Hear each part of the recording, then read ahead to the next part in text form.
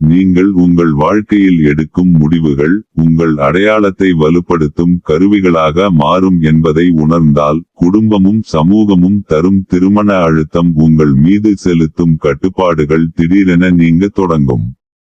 இந்த அழுத்தத்தை ஒரு எதிரியாக பார்க்காமல், உங்கள் உள்நோக்கத்தை தெளிவுபடுத்தும் ஒரு கண்ணாடியாக பயன்படுத்திக் கொள்ளும் திறன் வந்தால், உங்கள் உறவுகள், உங்கள் அமைதி, உங்கள் தேர்வுகள் அனைத்தும் வேறு திசையில் நகரும். இன்றைய வீடியோவில் நாம் அதை எப்படி சாத்தியமாக்குவது என்பதை பற்றி பேசப் போகிறோம். ஆனால் தொடங்குவதற்கு முன் ஒரு விஷயத்தை மனதில் வையுங்கள். இந்த வீடியோவின் இறுதியில் நான் உங்களுக்கு ஒரு எளிய உளவியல் மாற்றத்தை பகிர்ந்து கொள்வேன். அது உங்கள் தோள் மேல் சுமக்கும் எதிர்பார்ப்புகளை உங்கள் கைகளில் உள்ள தெளிவாக மாற்றும். அது எப்படி வேலை செய்கிறது என்பதை காத்திருந்து பாருங்கள். இப்போது நாம் மெதுவாக, ஆழமாக இந்த அனுபவத்தின் மனவியலை புரிந்து கொள்வோம். நீங்கள் ஒரு முறை யோசித்து பார்த்திருக்கிறீர்களா, ஏன் நமது சுற்றியுள்ளவர்கள் நமக்காக ஒரு திருமண தேதியை நிர்ணயிக்க முயல்கிறார்கள்? ஏன் தாமதமாகும் ஒவ்வொரு மாதமும் ஒரு தவறாக பார்க்கப்படுகிறது? இந்த கேள்விகளுக்கு விடை தேடுவதே உங்கள் உள் சுதந்திரத்தை மீட்டெடுப்பதற்கான முதல் படி. உளவியல் இதை எப்படி பார்க்கிறது என்பதை நாம் ஒவ்வொன்றாக பார்ப்போம். நீங்கள் கேட்கும் ஒவ்வொரு கேள்வியும் உங்கள் அனுபவத்தின் ஒரு பகுதியாக இருக்கும். உங்கள் மனம் இப்போது என்ன சொல்கிறது? கேட்கவும். பிறகு நாம் மேலே செல்வோம். 1. மனித மூளை சமூக ஒத்துழைப்புக்கு இயற்கையாகவே வடிவமைக்கப்பட்டுள்ளது. உளவியல் ஆய்வுகள் காட்டுவது போல, நாம் குழுவில் இருந்து பிரிந்து நிற்கும்போது மூளையின் அச்ச மண்டலம் தானாகவே எச்சரிக்கை சமிக்ஞைகளை அனுப்பும். குடும்பம் தரும் திருமண அழுத்தம் உண்மையில் குழுவில் இருந்து விலகிவிடுவோம் என்ற ஆழ்ந்த பயத்தின் பிரதிபலிப்பு. இது உங்களை கட்டுப்படுத்தவில்லை. மாறாக, நூற்றாண்டுகளாக உயிர் வாழ்வதற்கு தேவையான சமூக இணைப்பை தக்கவைக்கும் மரபணு நினைவின் தொடர்ச்சி. நீங்கள் இதனை அடையாளம் கண்டால், அழுத்தம் தனிப்பட்ட தாக்குதலாக தெரியாது. மாறாக, ஒரு பழைய பாதுகாப்பு முயற்சியாக தெரியும். 2. குடும்ப அமைப்பு உளவியல் சுட்டிக்காட்டுவது போல, ஒவ்வொரு குடும்பமும் ஒரு நிலையான கதையை பேண முயலும். திருமணம் என்பது அந்த கதையின் அடுத்த அத்தியாயம் என்று சமூகம் வரைந்துள்ளது. நீங்கள் அந்த வரிசையை மீறும்போது, குடும்பத்தின் மனநிலையில் ஒரு சிறிய அதிர்வு உருவாகும். இது உங்கள் மீதான கடுமையல்ல. இது கதையை தொடர வேண்டும் என்ற மனதின் இயற்கையான நாட்டம். நீங்கள் இந்த கதையை புரிந்து கொண்டால், உங்கள் தேர்வை ஒரு புரட்சியாக அல்ல, ஒரு தொடர்ச்சியாக காண முடியும். உங்கள் வாழ்க்கை வேகம் வேறு. அது தவறல்ல. அது வேறுபாடு. 3. ஆராய்ச்சி சுட்டிக்காட்டுவது போல, ஒப்பீடு மனித மனதின் இயல்பான செயல்முறை. சமூக ஊடகங்கள், உறவினர் கூடல்கள், அக்கம்பக்க செய்திகள் அனைத்தும் ஒரு கண்ணாடியாக செயல்படுகின்றன. அந்த கண்ணாடி உங்களுக்கு சொல்வது ஒன்றுதான். மற்றவர்கள் முன்னேறிவிட்டார்கள், நீங்கள் பின்தங்கியிருக்கிறீர்கள். உளவியல் இதனை சமூக ஒப்பீட்டு கோட்பாடு என்று அழைக்கிறது. ஆனால் உண்மை என்னவென்றால், ஒவ்வொரு வாழ்க்கையும் தனித்த காலக்கோட்டை கொண்டது. உங்கள் தாமதம் தோல்வியல்ல, அது தயாரிப்பு காலம். நீங்கள் இன்னும் எதற்காக காத்திருக்கிறீர்கள் என்பதை உள்முகமாக கேட்டு பாருங்கள். பதில் தெளிவாக வரும். 4. உளவியல் ஆய்வுகள் காட்டுவது போல, அச்சமே பல முடிவுகளுக்கு பின்னால் இயங்கும் ஆற்றல். திருமணம் செய்யவில்லை என்றால் தனியாக இருப்போம் என்ற பயம், வயதாகும்போது யாரும் கவனிக்க மாட்டார்கள் என்ற கவலை, சமூக பார்வையில் மதிப்பு குறையும் என்ற எண்ணம் அனைத்தும் உங்கள் முடிவை வேகப்படுத்த முயல்கின்றன. ஆராய்ச்சி சுட்டிக்காட்டுவது போல, பயத்தால் எடுக்கப்படும் முடிவுகள் நீண்டகால மகிழ்ச்சியை தருவதில்லை. அவை தற்காலிக அமைதியை தரும். உண்மையான அமைதி, உங்கள் உள் தேவையை புரிந்து கொண்டு அதற்கேற்ப நகரும்போது மட்டுமே கிடைக்கும். உங்கள் பயம் உங்களை எங்கே இழுக்கிறது? அதை கவனியுங்கள். 5. உளவியல் இதை அறிவாற்றல் முரண்பாடு என்று விளக்குகிறது. உங்கள் உள்ளுணர்வு ஒன்றை சொல்கிறது, ஆனால் சமூக குரல் வேறொன்றை சொல்கிறது. இந்த இரண்டுக்கும் இடையேயான மோதல் மனச்சோர்வையும் தயக்கத்தையும் குற்ற உணர்வையும் உருவாக்கும். ஆராய்ச்சி சுட்டிக்காட்டுவது போல, மனம் இந்த முரண்பாட்டை தீர்க்க விரும்பும். அதனால்தான் பலர் தங்கள் உண்மையான விருப்பத்தை மறைத்து வெளி எதிர்பார்ப்புக்கு ஏற்ப வாழ முயல்கிறார்கள். ஆனால் அந்த மறைப்பு நீண்ட காலம் நிலைக்காது.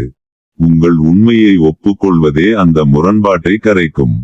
நீங்கள் எதை உண்மையாக நம்புகிறீர்கள், அதுவே உங்கள் வழிகாட்டி.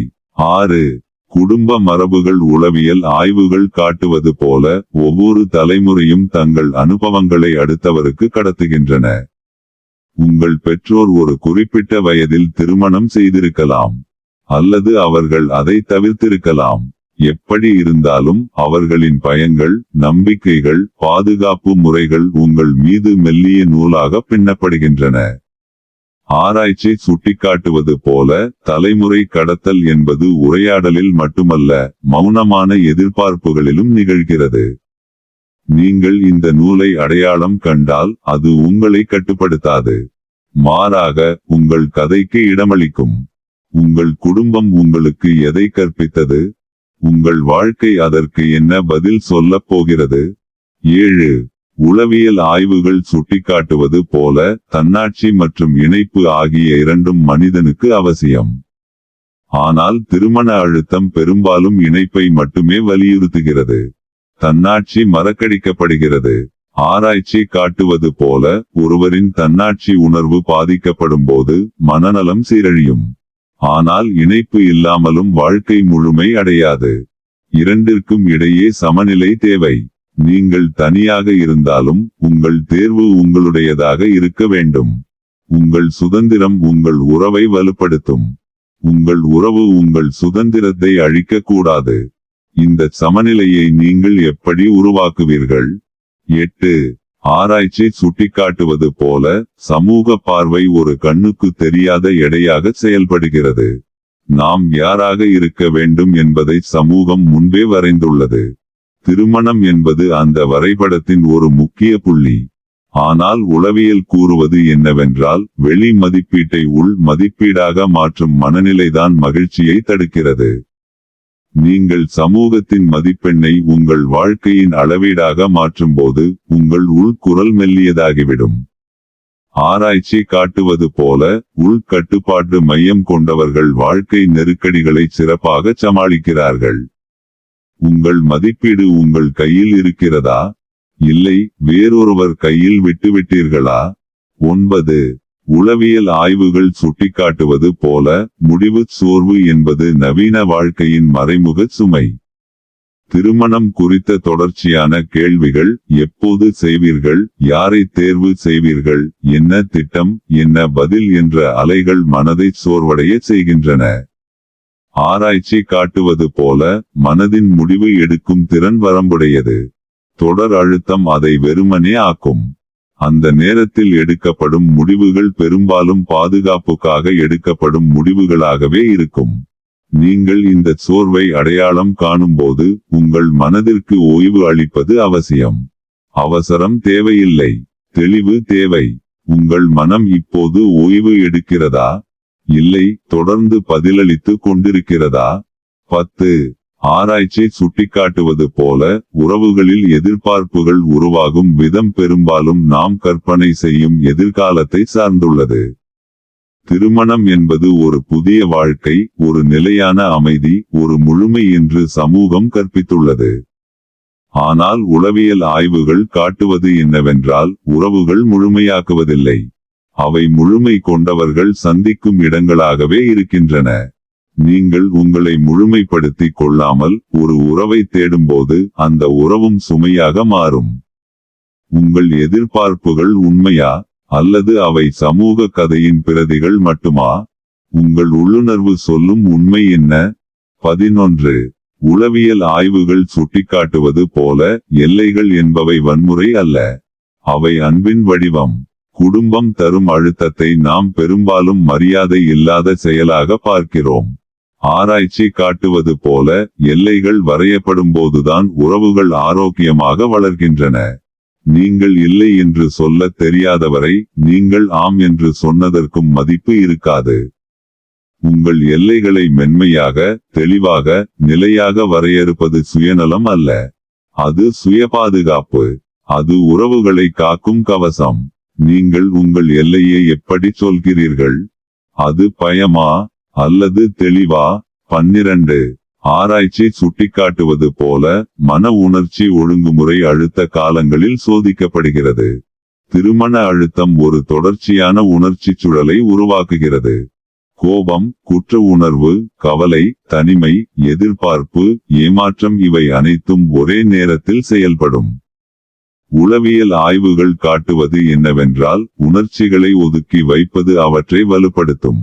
அவற்றை கவனிப்பது, பெயரிடுவது, ஏற்றுக்கொள்வது மட்டுமே அவற்றை கரைக்கும். நீங்கள் உங்கள் உணர்ச்சிகளுக்கு பெயர் சூட்டுகிறீர்களா அல்லது அவற்றை அடக்கி வைக்கிறீர்களா? பெயரிடப்பட்ட உணர்ச்சி கட்டுப்பாட்டில் வருகிறது. கட்டுப்படுத்தப்பட்ட உணர்ச்சி உங்களை கட்டுப்படுத்துகிறது. 11 உளவியல் ஆய்வுகள் சுட்டிக்காட்டுவது போல நமது அடையாளம் சமூக பாத்திரங்களுக்குள் அடைக்கப்படுவது இயல்பான பயம். நான் திருமணமாகாதவர் என்ற பெயரில் சுருக்கப்படுவோம் என்ற கவலை பலரை தாக்குகிறது. ஆராய்ச்சி காட்டுவது என்னவென்றால், அடையாளம் ஒரு நிலையான பொருள் அல்ல. அது ஒரு செயல்முறை.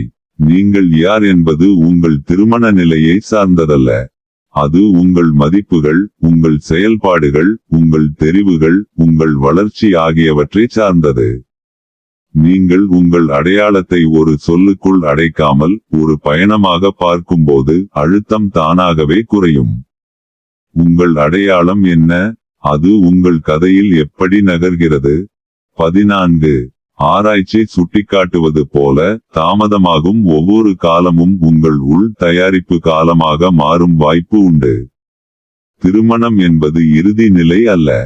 அது ஒரு தொடக்கம். ஆனால் தொடங்குவதற்கு முன் உங்கள் அடித்தளம் உறுதியாக இருக்க வேண்டும். உளவியல் ஆய்வுகள் காட்டுவது என்னவென்றால், தயாரிப்பு இல்லாமல் தொடங்கப்படும் உறவுகள் மீண்டும் மீண்டும் அதே பிரச்சினைகளை சுற்றி வரும். உங்கள் தாமதம் தோல்வியல்ல, அது முதிர்ச்சிக்கான இடைவெளி. நீங்கள் இந்த இடைவெளியை எப்படி பயன்படுத்துகிறீர்கள்? அது உங்களை வலுப்படுத்துகிறதா அல்லது உங்களை தள்ளி வைக்கிறதா? 15 உளவியல் ஆய்வுகள் சுட்டிக்காட்டுவது போல அழுத்தத்தை கடந்த பிறகு வரும் தெளிவு என்பது ஒரு ஆழ்ந்த மனவியல் வளர்ச்சி. நீங்கள் சமூக குரலை கேட்டு உங்கள் உள் குரலை தேர்ந்தெடுக்கும் போது மனதில் ஒரு புதிய இடம் உருவாகிறது. அந்த இடம் சுயநம்பிக்கையின் வீடு. ஆராய்ச்சி காட்டுவது என்னவென்றால், இந்த வகையான உள் ஒத்துழைப்பு நீண்டகால மனநலம், ஆரோக்கியமான உறவுகள், தெளிவான வாழ்க்கை தேர்வுகள் ஆகியவற்றுக்கு அடித்தளமாக அமைகிறது. நீங்கள் இந்த இடத்தை உருவாக்கிவிட்டால் அழுத்தம் உங்களை அசைக்காது. அது உங்களை சோதிக்கும். சோதனை கடந்தால் வளர்ச்சி நிகழும். உங்கள் வளர்ச்சி எங்கே நிற்கிறது? அது முன்னோக்கி நகர்கிறதா? இப்போது நான் தொடக்கத்தில் சொன்ன எளிய உளவியல் மாற்றத்தை நான் உங்களுக்கு தருகிறேன். அது இதுதான். அழுத்தத்தை எதிர்ப்பதற்கு பதிலாக அதை ஒரு கேள்வியாக மாற்றுங்கள். குடும்பம் கேட்கிறது, நீங்கள் எப்போது திருமணம் செய்வீர்கள்? நீங்கள் உள்ளுணர்வோடு கேளுங்கள், நான் இப்போது என்ன தேடுகிறேன்? சமூகம் சொல்கிறது, இதுதான் சரியான நேரம். நீங்கள் உள்நோக்கோடு கேளுங்கள், எனக்கு சரியான நேரம் எப்போது வரும்? இந்த மாற்றம் உங்களை எதிர்ப்பில் இருந்து வெளியே கொண்டு வருகிறது. அது உங்களை உள் ஆராய்ச்சிக்குள் நுழைக்கிறது. எதிர்ப்பு சோர்வை தரும். ஆராய்ச்சி தெளிவை தரும். இந்த மாற்றம் உங்கள் வாழ்க்கையை எப்படி மாற்றும்? நீங்கள் முயற்சி செய்யும் போதுதான் தெரியும். ஆனால் முயற்சி செய்யுங்கள். அது மதிப்புள்ளது. நீங்கள் இப்போது எங்கே நிற்கிறீர்கள் என்பது முக்கியமல்ல. நீங்கள் எப்படி நகர்கிறீர்கள் என்பதுதான் முக்கியம். திருமண அழுத்தம் என்பது உங்கள் வாழ்க்கையின் இறுதிச் சவால் அல்ல. அது ஒரு வழித்தடம். அந்த வழித்தடத்தில் நடக்கும் போது உங்கள் கால்கள் மென்மையாக இருக்கட்டும். உங்கள் மனம் தெளிவாக இருக்கட்டும். உங்கள் தேர்வுகள் உங்களுடையதாக இருக்கட்டும். நீங்கள் தவறாக இல்லை. நீங்கள் தாமதமாக இல்லை. நீங்கள் உங்கள் வேகத்தில் செல்கிறீர்கள். அந்த வேகம் உங்களுக்கே உரியது. அது மாற்றப்பட வேண்டிய தவறு அல்ல. அது பாதுகாக்கப்பட வேண்டிய உண்மை. உங்கள் குடும்பம் உங்களை நேசிக்கிறது. ஆனால் அவர்களின் நேசம் சில நேரங்களில் அவர்களின் பயத்தால் மூடப்படுகிறது. அவர்களின் பயத்தை அவர்களிடமே விடுங்கள். உங்கள் நேசத்தை உங்களிடமே வைத்திருங்கள். சமூகம் ஒரு கதையை சொல்கிறது. ஆனால் அந்த கதை முடிவடைந்த கதை அல்ல. அது தொடரும். நீங்கள் அதன் ஆசிரியர். நீங்கள் அதன் கதாநாயகன் அல்ல. நீங்கள் அதன் எழுத்தாளர். எழுதுவது உங்கள் கைகளில் இருக்கிறது. ஒவ்வொரு நாளும் ஒரு புதிய வரி. ஒவ்வொரு தேர்வும் ஒரு புதிய அத்தியாயம். அவசரப்படாதீர்கள். தெளிவாக எழுதுங்கள். நீங்கள் இதை கேட்கும்போது உங்கள் மனதில் ஒரு அமைதி பரவுகிறது என்று நான் நம்புகிறேன். அந்த அமைதி உங்கள் உள்குரலின் பிரதிபலிப்பு. அது உங்களுக்கு தெரியும் நீங்கள் என்ன செய்ய வேண்டும் என்று. அல்லது குறைந்தபட்சம் எதை செய்யக்கூடாது என்று. அதை கவனியுங்கள். அதை மதிக்கவும். அதை பாதுகாக்கவும். உங்கள் வாழ்க்கை உங்களுடையது. அது யாருடைய அளவீடும் அல்ல. அது உங்கள் பயணம். அது உங்கள் வேகம். அது உங்கள் கதை. நீங்கள் இந்த வீடியோவை இங்கே முடிக்கிறீர்கள் என்றால் அது உங்கள் அடுத்த படிக்கு முன்னால் நிற்கிறீர்கள் என்று அர்த்தம். அந்த படி எளிதாக இருக்க வேண்டியதில்லை. ஆனால் அது உங்களுடையதாக இருக்க வேண்டும். நீங்கள் தனியாக இல்லை. பலர் இதே பயணத்தில் செல்கிறார்கள். பலர் இதே கேள்விகளை கேட்கிறார்கள். பலர் இதே அமைதியை தேடுகிறார்கள். நீங்கள் அதில் ஒருவர். அது உங்களை சிறப்பாக்காது. அது உங்களை இணைக்கிறது. இணைப்பு வலிமையானது. அது உங்களை தாங்கும். நீங்கள் இந்த கருத்தை உங்கள் வாழ்க்கையில் பயன்படுத்தும்போது சிறிய மாற்றங்கள் பெரிய தெளிவாக மாறும். உங்கள் எல்லைகள் வலுப்படும். உங்கள் தேர்வுகள் தெளிவாகும். உங்கள் அமைதி ஆழமாகும். அது ஒரு நாளில் நடக்காது. ஆனால் ஒவ்வொரு நாளும் நடக்கும். நீங்கள் காத்திருக்க வேண்டியதில்லை. நீங்கள் தொடங்கலாம். இப்போதே. உள்நோக்கோடு. மென்மையாக. உறுதியாக. நீங்கள் இந்த பயணத்தில் தொடர்ந்து வளர விரும்பினால் இந்த சேனலுக்கு குழு சேருங்கள். ஒவ்வொரு வாரமும் நாம் மனித மனதின் ஆழமான துருவங்களை தொடும் கருத்துக்களை பகிர்ந்து கொள்வோம். உங்கள் அடையாளம், உங்கள் உறவுகள், உங்கள் முடிவுகள், உங்கள் அமைதி ஆகியவற்றை புரிந்து கொள்ள உதவும் தெளிவான, ஆய்வாதாரம் கொண்ட, நடைமுறை உளவியல் நுண்ணறிவுகள் இங்கே காத்திருக்கின்றன. குழு சேருங்கள். பகிர்ந்து கொள்ளுங்கள். உங்கள் குரலை கேளுங்கள். உங்கள் வாழ்க்கை உங்களுடையது. அதை நீங்களே வழிநடத்துங்கள். நான் இங்கே இருக்கிறேன். நாம் அடுத்த வீடியோவில் சந்திப்போம். அதுவரை உள்நோக்குடன் வாழுங்கள். தெளிவாக தேர்வு செய்யுங்கள். அமைதியாக நகருங்கள்.